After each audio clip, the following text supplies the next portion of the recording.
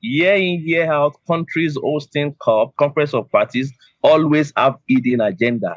And because of the fact, the political correctness of the fact that they're the one hosting COP, they try to, advance this agenda over and above everybody, and it becomes the primary goal of all. I have a friend who has worked extensively on the operations of World Bank, and he told me that if World Bank had performed its duty since 1940, the bank should have ceased to exist. The World Bank is purely existing as profit-oriented organization, and it is never known to give grants.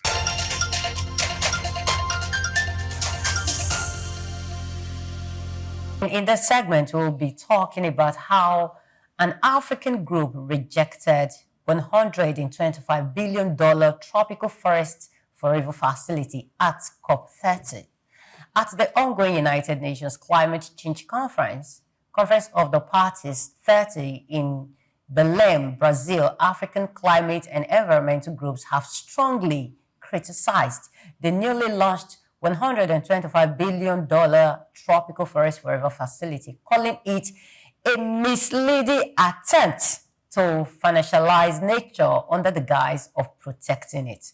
But, Olamide Martins Ogunlade, he is an associate director, climate and environment, corporate accountability and public participation Africa, that's CAPA, is here to tell us all we need to know about the rejection of the $125 billion tropical forest forever facility at COP30 and the way forward from there. Hello, Olamide. Welcome to the show. Thank you for having me once more. It's always a pleasure to be here.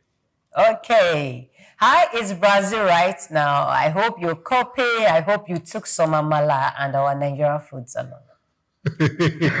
Well, maybe I'm coping, but for amala, it's still not accessible. And I must say I miss that. But beside that, I think it's the same. Like I said the last time, it's the same weather, the same environment, and it's just like an extension of where you always belong to. So it's nice being here. It's a major adventure for us. Okay, so let's have a conversation about this topic, the COP30. So first of all, before we talk about the rejection, why is the Tropical Forest Forever facility being criticized by African environmental groups? Okay, I didn't get that right, but you were asking why it's not being criticized, right? Yes, why it's being criticized? Okay, thank you very much for the opportunity again to at least provide what we often refer to as second but very important opinion. Africa is represented here in Belém through the African Group of Negotiators. And what we are asking for is climate justice for the continent that is contributing quite minutely or insignificantly, if you like, to the global emission. And before this, there are outcomes that have been detailed, presenting what looks like genuine reparation. I mean, in the last COP in Azerbaijan in Baku, about 5 trillion was actually, projected to address the climate crisis that we are currently exposed to, even as Africans. Now arriving at around $25 billion. That might sound too big an amount in the ears of an average, person. But then that is, grossly inadequate compared to what has been, roughly estimated to keep us on the track to addressing climate crisis, and also considering the economic and non-economic damages that the continent is exposed to. As a matter of fact, there is no country in Africa that you go to that you don't see the footprint of, climate crisis. Even in Nigeria, where we come from, Niger Delta, Ayetoro, Lagos, Bauchi, Gombe, at some point Adamawa. So when we look at this crisis, the figures we are even attaching is to addressing the economic damages. How about the non-economic damages? And then when you look at the politics behind the advancement of this $125 billion, is actually is deceiving, is misleading. It doesn't speak the minds of an average African, I must say. So in a nutshell, we see it as a flagrant disregard, for the genuine agitation of people that are not responsible for the climate crisis. We see it as a weakness on the part of an African group of negotiators, to even be part of this conversation, that will reduce justice to charity, and make us to continue to be beggarly at the expense of us asking for call. Now the problem is Africa is the continent of the present and of the future. And these guys understand these dynamics very well. So they are throwing at us piecemeal. They are being tokenistic in their approach, just to win Africa on their side. But I think it's the right time, and we are in a very, very, important position, not only to receive what they think is convenient, for them, but to begin to advance what is right for us as a people. Africa has, the elements that will power the world in the coming years. And they understand this. And now they are beginning to buy out our leaders, influence our policies, come up with propositions, including this. I must say, this is grossly inadequate. It doesn't speak to our realities. It might be big on paper, politically correct, but it's misleading and full of errors. It's nice to have you again, Mr. Ogunlade, because the last time you were here, you opened our eyes to what was going on in Brazil. You literally opened COP30 with us. You literally the first media house to have like live reports from there. And now there are so many developing things. First off was this money that was rejected. And I'm sure the layman will be like, why did you people reject that small amount of money? Please, I just break them down. What are the reasons why? Because the truth is, are you saying that the money does not fix the problem back home, or it is not enough? Okay. Thank you again. The money will never be enough, compared to the damages that have been done. When you also look at I don't know if I'm audible, the money will never be enough. Okay. As far as we continue to commodify nature at the expense of indigenous ownership and control, there is no amount of, reparation that will ever be sufficient. And just to answer your question, quite frankly, the reason why we are rejecting this facility, it might sound offensive in the ears of an average Nigeria who wants us to attract finance and begin to address these issues, and maybe to an average Africa. Let me say that Nigeria is also, if as a matter of fact, on the second beneficiary list. We have the likes of Ghana, who is going to be a primary beneficiary. Angola, Benin Republic, Cameroon, Cote d'Ivoire, Liberia, Mozambique, Rwanda, and maybe Nigeria as secondary, list of potential beneficiaries. But then the politics behind this is what we are actually against. The fact is, we don't want an attempt under any guise or any means where nature, including forests, will be commodified. We have this historical or this antecedent relationship that we have with nature in Africa, and this has to a very large extent influenced the development of an average African man. Now, when you now reduce these assets, and you put a price tag on these assets just in a way to solving climate crisis that you are responsible for, is an attempt to, disengage man from nature, an African man from nature. And is you withdrawing livelihood? Is you drawing the strength of an average man? Is you disconnecting an average man from nature? And is you fueling what we refer to as existential crisis for an average man? Now, let me also try to break this down simply. Yes, please. This is an attempt of the Brazilian government, and we have very strong reservation. Year in, year out, countries hosting COP, Conference of Parties, always have hidden agenda. And because of the political correctness of the fact that they're the one hosting COP, they try to, advance this agenda over and above everybody, and it becomes the primary goal of all.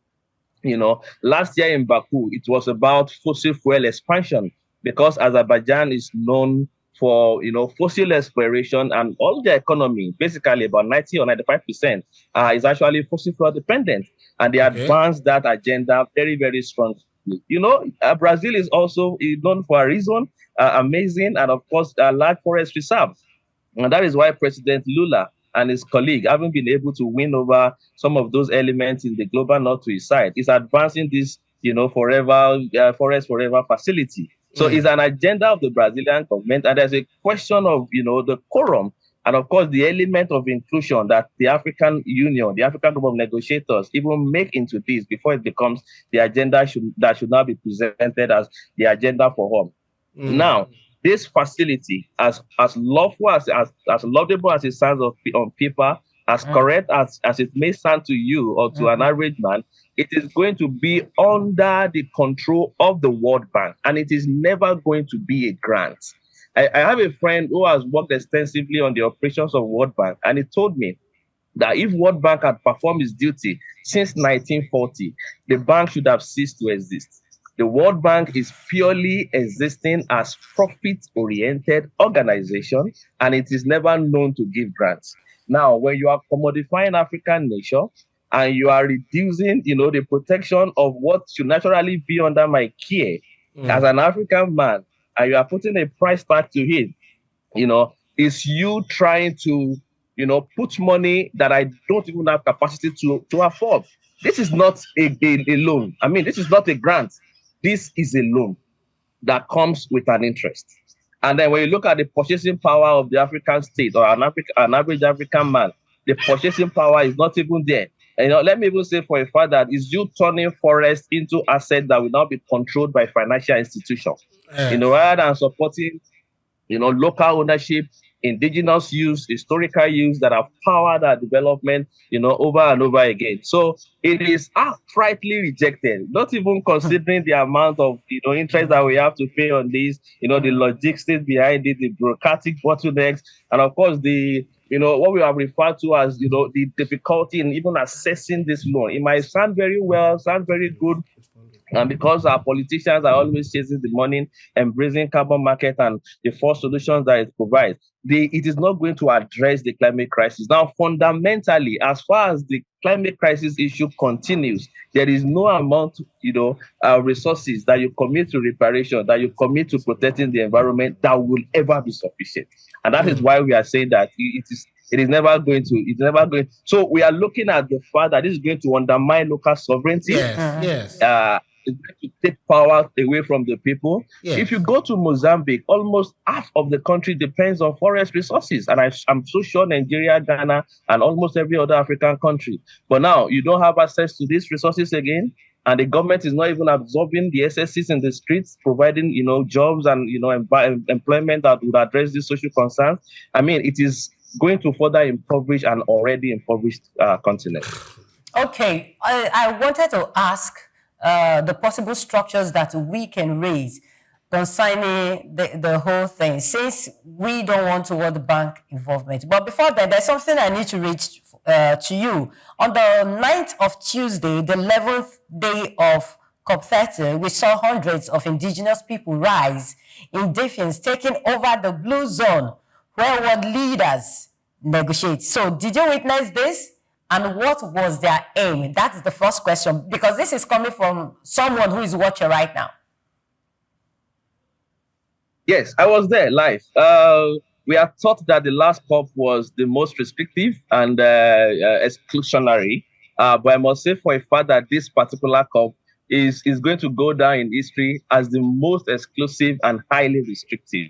As a matter of fact, this is a COP that is highly policed, highly militarized, and then you begin to ask yourself, what interest are the states advancing in those negotiation rooms? Yes, as a matter of fact, we saw an indigenous community of Brazil, and I must say kudos to these indigenous people, because they say that how can you begin to advance solutions that would have to do with our environment, and you are excluding us? It is never going to work when we are not part of this conversation. So they mounted a very strong barricade. If you are not going to allow us in, we are also going to disrupt your proceeding.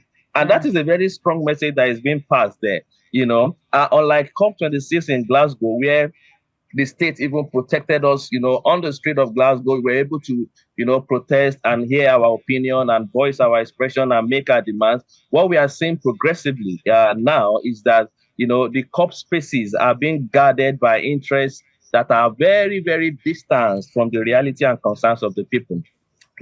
It's all about lobbyists. It's all about deals being signed. It's all about contract exchanging hands. It's all about, engagement that are advancing the emission trading scheme in what we now have as forest facility. It's all about money. The whole conversation has been reduced to transaction, and everything seems to have a price tag. So, and that was why the indigenous, at some point, it was always becoming riotous, that people were carrying, placard, throwing things, and of course, aiming, just to voice their opinion. But this naturally shouldn't have happened if the essence of this conversation, is already is clear and is open and is democratic enough to allow expression. And I must say that the framing, the whole idea behind this conversation is actually, above the head of an average frontline community person. Because even if you enter negotiation rooms, as an observer, you don't have access to the microphone. You only follow the proceedings. The only benefit that we have is to eat the streets and hold our own state accountable. But when you move across African pavilions, Nigerian pavilion, Ghana pavilion,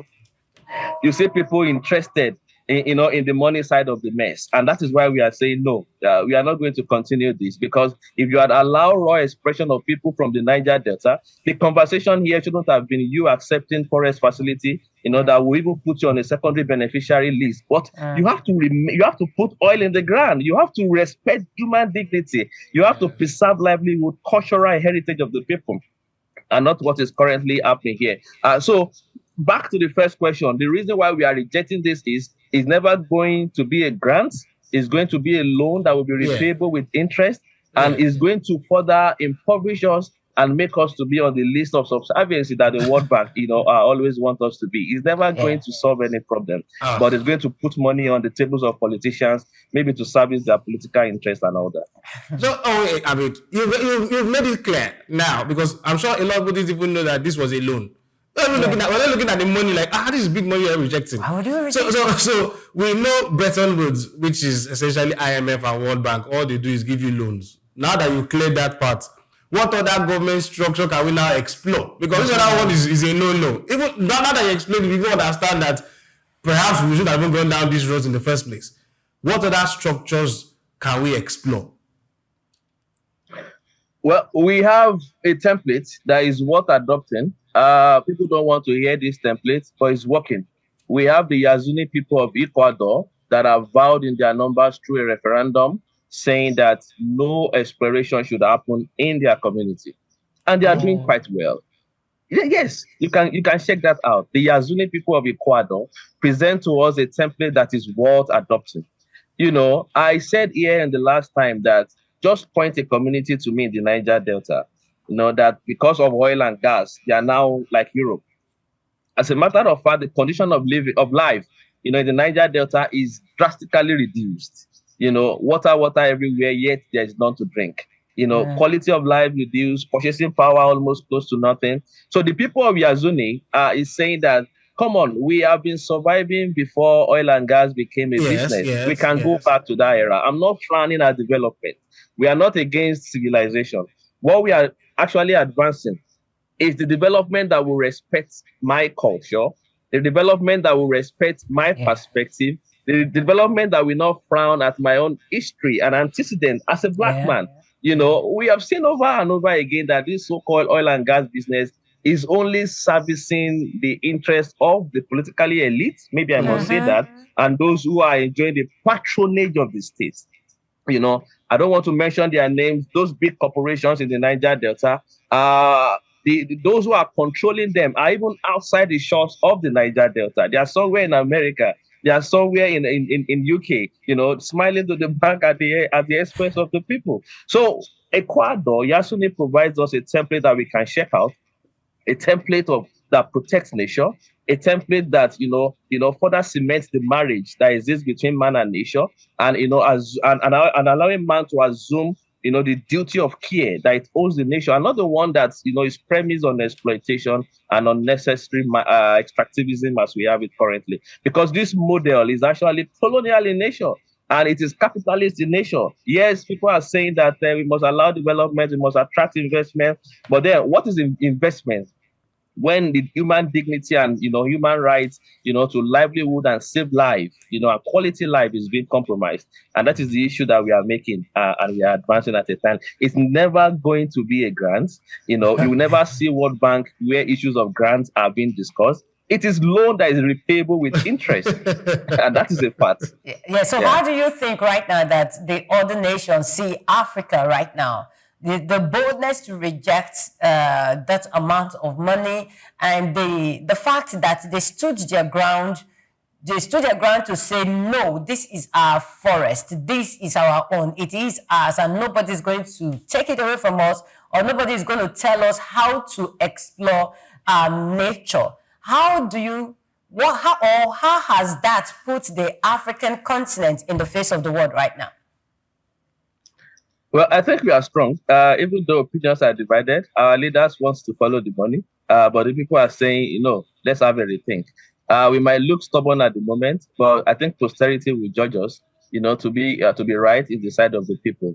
Let me also say for a fact that if you consider the amount of money invested in weapon, even by the United States, in weapon procurement, in weapon production, it is heavier than what we are asking for as climate finance. This 125 billion is so small compared to the damages done. Just take a stroll to Ayetoro community in Ondo State and look at a community that continues to envy its own past. A community where about 90% of its land is now under the water just because somebody is mining, on its shore.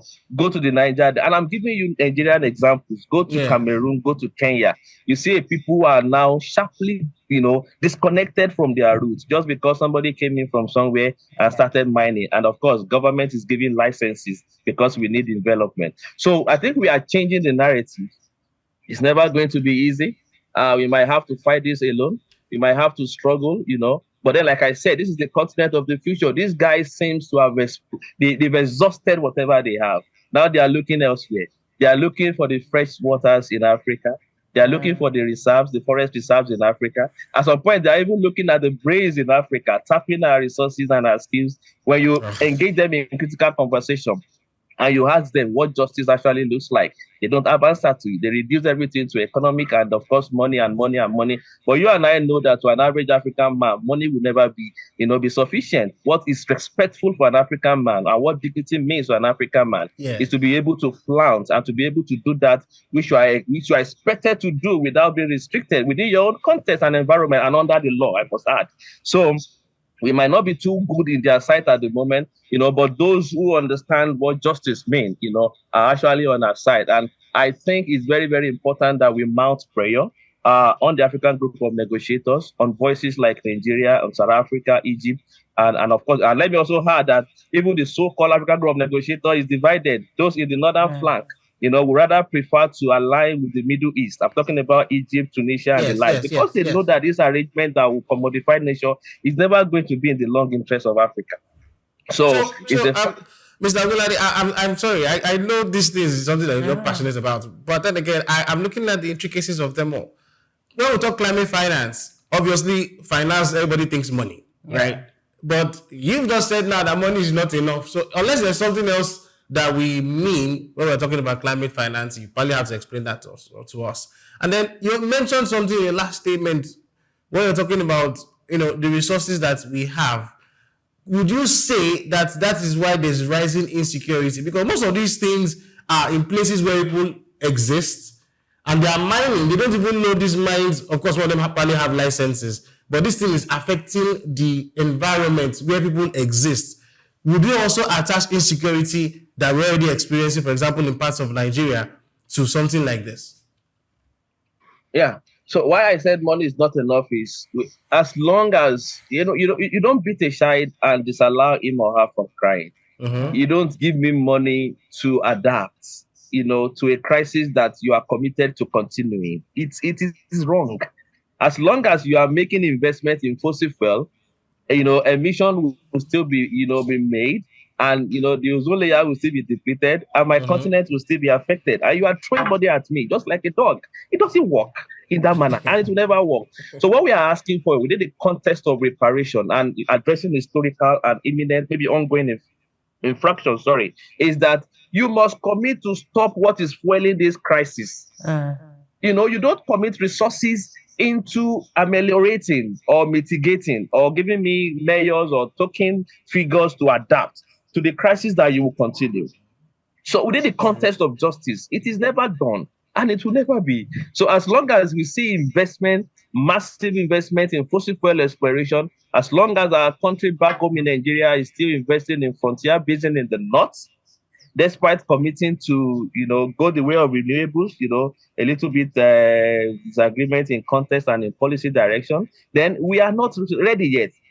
So, and then let me also emphasize that, committing resources for forest reserve preservation, like we have it currently now, what they call, I can't remember the name now, direct carbon capture, net zero, green engineering, all those beautifully mathematical fraud is not climate finance. And it will never be climate finance. Climate finance will be determined by the people who are exposed to this crisis, detailed in their history of survival, and of course, supporting their survivor, and committing to stopping what is fueling the crisis. If this is not done, it will never be. I'll give you an instance in Cameroon, in Kabele region of Cameroon, you have a lot of Chinese infiltration, and the government seems to be looking away. But then government says, well, come on, we are employing you guys in this mining site. You are making money.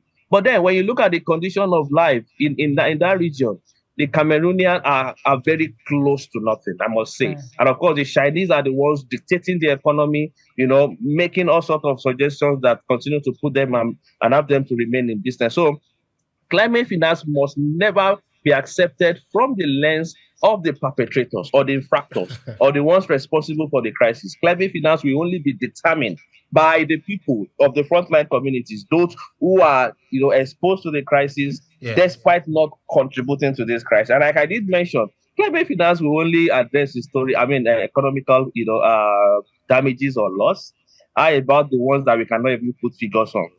Are you aware that in this continent, people are migrating from their original lands to a place unknown because of climate crisis? Water taking over farmland, destroying people's houses just because of climate crisis, and people are even exposed to, what seems to be above their heads, and their languages, their food system, their culture, their heritage, everything seems to be threatened, just because of climate crisis. So how do you even put figure? We saw what happened in the United States of America the last time, where there was, issue of fire outbursts linked heavily to climate crisis. How do you begin to compensate, all these infractions, So that is why we are saying that until we democratize, the issue of climate finance, and not just from the lens of throwing money at people as if you are throwing meat to a dog that you will soon kill. It doesn't, it's never going to work like that. And that's why we are committed to rejecting this head on. And that's why we never stop. Thank you so much, Olamide. Thank you very much. Now, I want to ask, what immediate steps do we need to take now to protect our forest, to protect our nature without financializing it? Because right now, what you are concerned about, don't give us money and come and take over our forest. So what immediate steps do we need to take, especially our leaders, policies?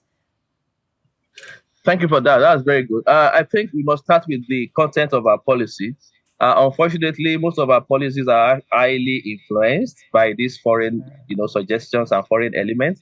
For instance, Nigerian National Retirement Contribution have elements of carbon capture, forest preservation that seem very good on paper. So we must force a dialogue on the state to see that our policy speaks to the needs of the people. And I think very, very critically, we must also advance this at the African level.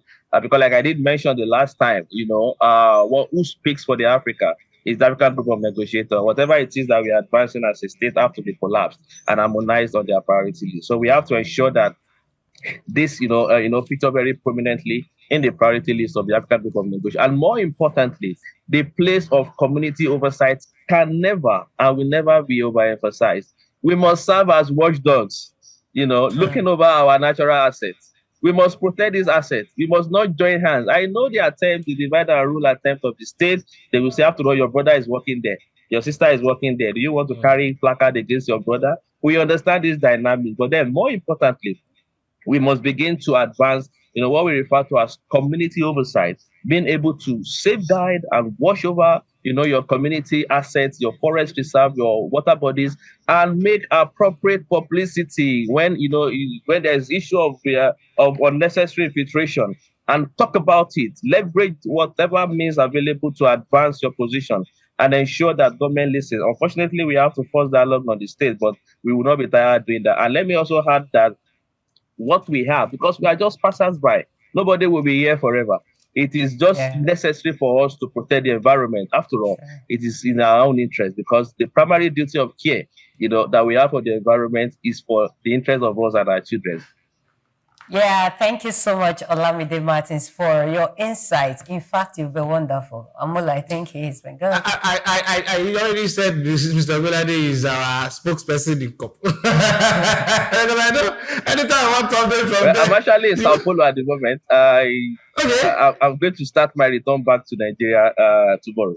Okay, Okay. I mean, of course, literally everything that's supposed to happen at COP is wrapping up right now. But I think you started COP30, gave us the update, and now whatever it is that's going on there, you also gave us the update. We thank you. Hey, our mouthpiece in that place, and it was very very insightful having this conversation with you. Yes, Thank you very much, my brother. Thank you too much. Olamide Martins Ogunlade. He's an Associate Director, Climate and Environment, Corporate Accountability and Public Participation Africa, that's CAPA. And he has told us so much that we need to know about the rejection of $125 billion that was rejected by Tropical Forest Forever Facility at COP30. And he has also told us the way forward on how to protect our nature without financializing it. Thank you very much once again, Olamide Martins, for your insights.